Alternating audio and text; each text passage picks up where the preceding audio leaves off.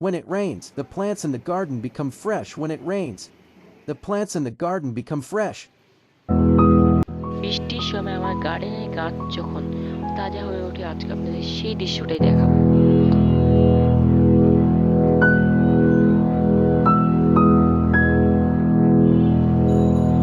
এটা কিন্তু পরবর্তী একটু বলবেন না, দেখুন কি সুন্দর দৃশ্য। এখানে আমাদের ভিউটা কিন্তু এরকম দেখায়।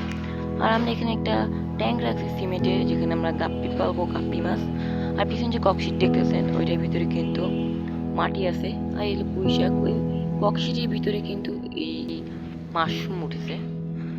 আজকে ভিডিও এখান পর্যন্তই। আপনারা আমার পেজটা ফলো করে দেবেন।